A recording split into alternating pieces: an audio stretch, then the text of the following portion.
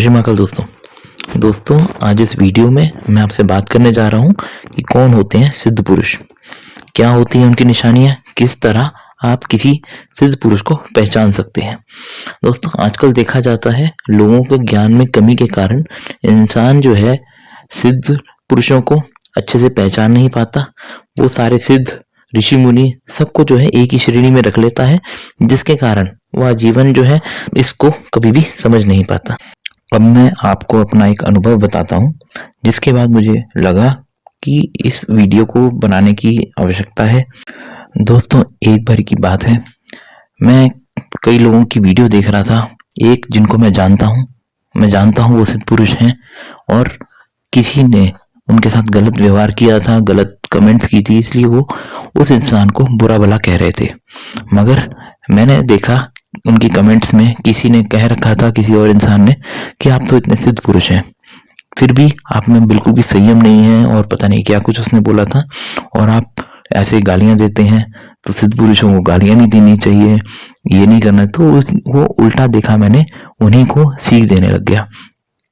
ये देखकर मुझे बहुत ही अजीब लगा कि आज के समय में लोगों की नॉलेज कितनी कम है सिद्ध पुरुषों के लिए, और कितना उनका ज्ञान कम है, अल्प ज्ञान है। वो समझ ही नहीं पाते कभी भी कि सिद्ध कौन होता है, संत कौन होता है। तो इसलिए मुझे लगा कि चलिए एक ऐसा वीडियो बनाते हैं जिससे लोगों को समझ आ सके कौन होते हैं सिद्ध पुरुष, कौन होते हैं संत साधु, इनके बारे में जो मैंने ये वीडियो बनाने का विचार किया। तो दोस्तों अब मैं आपको कुछ उदाहरण के तौर पर समझाता हूँ। जैसे कि आपने महर्षि विश्वामित्र के बारे में सुना ही होगा, इनके बहुत सारे किस्से कहानियां भी आपने सुने होंगे। तो दोस्तों ये बहुत बड़े ऋषि थे और एक सिद्ध पुरुष भी थे, ब्रह्म ऋषियों में आते हैं। और आपने कई जगह सुना होगा कि बहुत ज्यादा क्रोध भी करते थे। तो दोस्तों ये ऋषि होने के बावजूद बहुत ज्यादा क्रोध भी करते थे। इसका कारण ये है कि ये एक सिद्ध थे, ये ऋषियों में आते थे, महर्षियों में आते थे, ये साधु नहीं थे। दोस्तों जो साधु होते हैं उनका ये निशानी होती है कि वो शांत रहते हैं, अपने आप में दुनिया को एक शांति का संदेश देते हैं। लोगों को जो उनके विचार होते हैं वो ऐसे होते हैं कि हाँ सब शांति वाले रहें, सब शांत रहें। तो दोस्तों इसी श्रेणी में जैसे मैं अब आगे किसी साधु के बारे में बताता हूँ, जैसे कि आपने सुना होगा संत कबीर के बारे में। दोस्तों इस जो संत होते हैं उनका ये निशानी होती है सारी। साधु संत मतलब एक ही जो है श्रेणी में आते हैं। तो जो आप बहुत सारे लोग कहते हैं कि जो सिद्ध पुरुष होते हैं वो शांत रहते हैं, उनका स्वभाव शांत होता है, वो गुस्सा बिल्कुल भी नहीं करते, तो ऐसा बिल्कुल नहीं होता।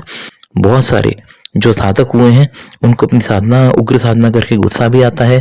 कई बारी उनकी जो चीजें होती हैं वो ऐसी अलग सी होती हैं कि उनको गुस्सा नहीं भी करना होता, जिसके कारण शांत होते हैं।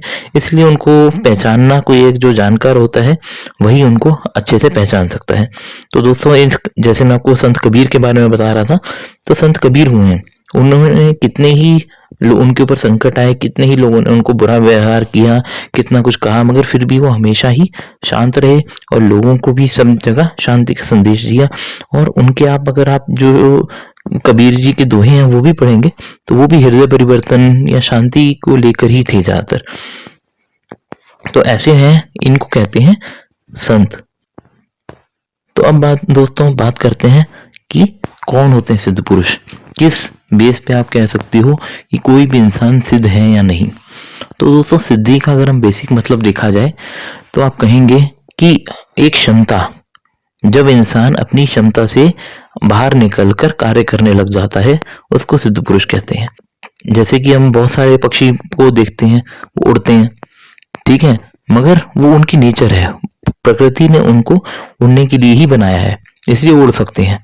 अगर प्रकृति में पक्षी को उड़ते हुए नहीं बनाया होता, उड़ने के लिए नहीं बनाया होता, और फिर भी वो उड़ रहे होते, तो उनको सिद्ध कहा जा सकता था। तो ऐसे ही दोस्तों जब एक इंसान अपनी क्षमता से बाहर निकलकर कार्य करता है, कुछ भी हो, चाहे वो किसी को कोई ऐसी चीज बता दे जो उसको पता ही ना हो। जैसे मान के चलिए आपने एक संत को देखा, उसने आपको देखते ही बता दिया आपके बारे में, तो आप उसको सिद्ध पुरुष कह सकते हैं। फिर दोस्तों जैसे मान के चलिए एक आपको कोई साधक मिला जिसमें उड़ने की क्षमता है, जिसमें आप ये लगा के पानी पे चलने की क्षमता है। तो दोस्तों ये सब जो चीजें इंसान की क्षमता के बाहर होती हैं, जो इंसान नॉर्मल आदमी कभी भी नहीं कर सकता। जब कोई इंसान ऐसा कोई भी कार्य करता है जो नॉर्मल इंसान की क्षमता से बाहर हो और वो उस कार्य को कर सकता है, वो आता है सिद्ध पुरुष की श्रेणी में। तो अब कुछ लोग कहेंगे इस पे भी कि एक छोटी सी साधना करने वाला इंसान भी कुछ ना कुछ तो ऐसा कर ही सकता है जो उसकी क्षमताओं के बाहर हो, तो आप उसको भी क्या सिद्ध पुरुष कहेंगे? तो किसी हद तक आप कह सकते हो, मगर दोस्तों वो सिद्ध पुरुष की श्रेणी में इसलिए नहीं आता क्योंकि वो उसकी एक जस्ट शुरुआत है। वो सिद्ध में थोड़ा बहुत तो आने लग जाता है, मतलब ऊर्जा उसकी इतनी ज्यादा भी बढ़ नहीं जाती कि आप उसको सिद्ध पुरुष की श्रेणी में आप उसको ले सकें।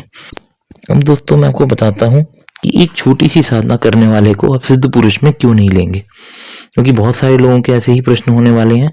तो मेरी कोशिश रहती है कि जितने ज़्यादा प्रश्नों के मैं उत्तर दे सकूं अपने वीडियो में, वो मैं देता रहता हूं।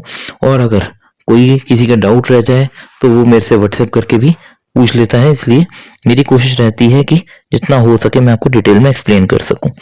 तो दोस्तों हम बात करते हैं कि क्यों एक छोटी सी साधना या कुछ एक दो साधना करने वाले को आप सिद्ध पुरुष में नहीं गिनेंगे।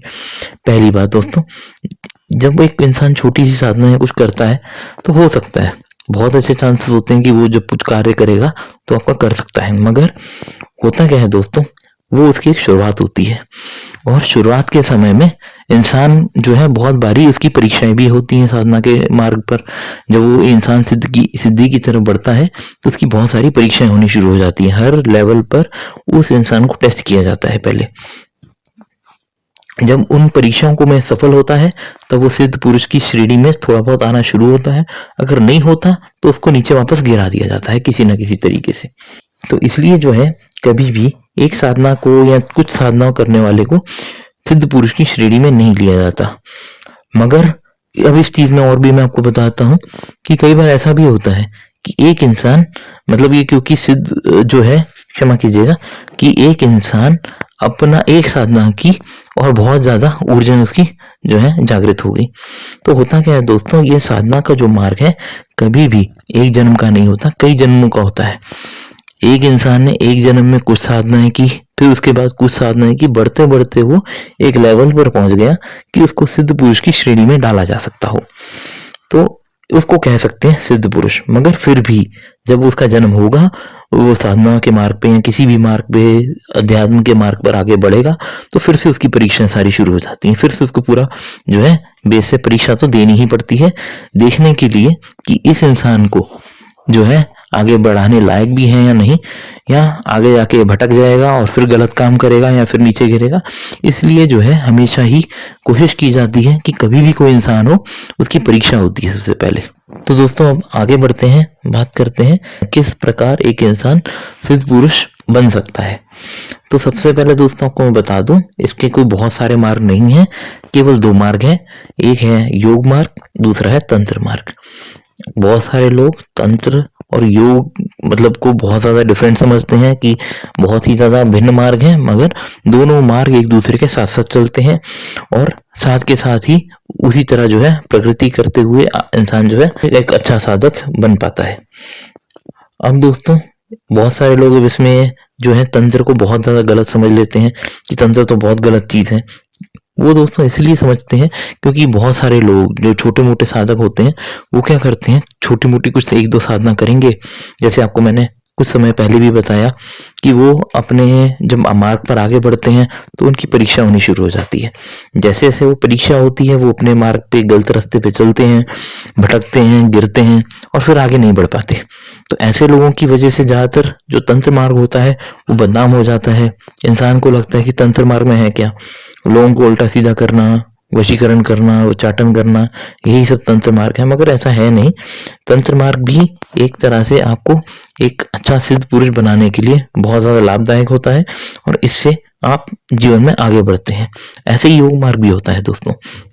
योग मार्ग और तंत्र मार्ग में अगर हम मेन अंतर जानने की कोशिश, समझने की कोशिश करें तो यही होता है।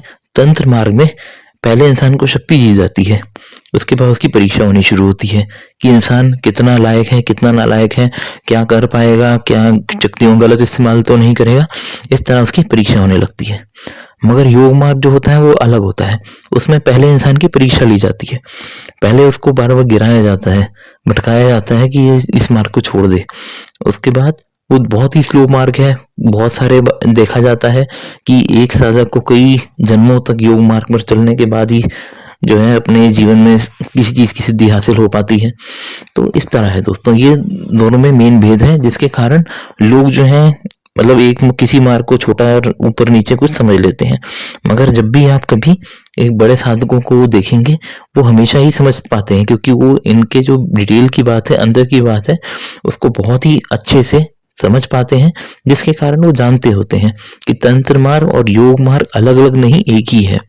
दोनों में ही जो है हमारी कुंडलिनी ऊपर उठती है, हमारी ऊर्जाएं जो है आगे बढ़ती हैं, और हमारा जिसके कारण हमें ज्ञान होता है, और वही ज्ञान जो है हमें आगे बढ़ने में सहायता करता है, वही ज्ञान हमें सिद्ध बनाता है। तो दोनों मार्ग एक ही हैं एक तरह से देखा जाए तो दोस्तों अब कुछ पूछेंगे कि हाँ भाई, एक इंसान को सिद्ध बनने में कितना समय लगता है। तो दोस्तों ये निर्भर करता है हमेशा इंसान की अपनी क्षमता पे। हो सकता है उसके कई जन्म उसने लगा दिए हों अपनी साधना करने में, और उसका शायद ये ऐसा जन्म हो जिसमें उसको सिद्ध बनना हो। कई बार देखा जाता है कि अभी उसकी शुरुआत ही हुई है, मगर कहीं ना कहीं तो वो भटकता हुआ इंसान पहले भी पहुंचा ही होगा ना, क्योंकि कोई भी इंसान एक जन्म में ही सब कुछ नहीं बन जाता। बहुत सारे जन्मों में पहले वो भटकता भी है। कोई इंसान पहले मान के चलिए कोई एक सिद्ध पुरुष हो, उसकी सेवा करता हो, उसको पुण्य मिले हों, जिसके कारण वो इस जन्म में इस मार्ग पर आ सका हो। क्योंकि ऐसे ही बिना मतलब बिना किसी पुण्य के आप इस मार्ग पर तो पहले आ ही नहीं सकेंगे। आप आने की कोशिश भी करेंगे, आना सब आसान नहीं होगा। आप बीच में ही रास्ते में जो है छोड़कर चले जाएंगे, या फिर आपकी कोई परीक्षा होगी, असफल होंगे और फिर गिर के छोड़ देंगे सब कुछ। तो दोस्तों इसलिए कहना बहुत ही मुश्किल है कि कोई इंसान कितने जन्मों में जो है या कितने समय में एक सिद्ध पुरुष बन सकता है। वो पूर्णतः उसकी अपनी क्षमताओं पर निर्भर करता है। उसके बाद दोस्तों जब इंसान इस मार्ग पर आता है, शक्तियां उसकी परीक्षाएं लेती हैं, धीरे धीरे उसके दिल के द्वार ओपन करती जाती हैं, और द्वार ओपन करने के बाद उसको एक नया लेवल ही मिल जाता है जो है, और वो सिद्ध पुरुषों की श्रेणी में आने लग जाता है।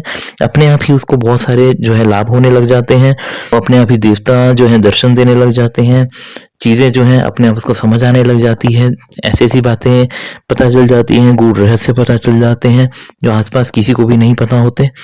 तो दोस्तों इस तरह जो है जो उसका जीवन जो है बदलने शुरू हो जाता है। अब दोस्तों कुछ पूछेंगे कि जब इतना ही मुश्किल रास्ता है तो क्यों कोई इस रास्ते पे जाता है, क्यों नहीं अपनी नॉर्मल जिंदगी जीता और अपना नॉर्मल पैसे कमा के अपने मजे करता।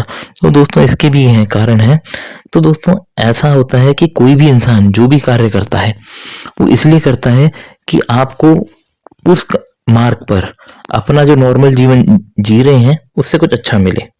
जैसे कि मानकर चलिए जब आप छोटे थे तो आपके माता पिता ने आपको पढ़ाई के मार्ग पर इसलिए लगाया कि आपका जीवन जो है उनको पता था कि कहीं ना कहीं से आपका जीवन जो है, जो आपका करंट जो नॉर्मल जीवन है उससे आप ऊपर उठ सकते हैं इस मार्ग के माध्यम से। तो ऐसे ही जब इंसान को नॉलेज होती है, जब ज्ञान होता है, तो उसको अनुभव होता है कि ये इस मार्ग पर साधना के मार्ग पर चलकर उसका जो जीवन है, जो उसकी क्षमताएं हैं वो नॉर्मल इंसान से ऊपर उठेंगी, और उसको फिर इस मार्ग पर जो है मजा आने लग जाता है।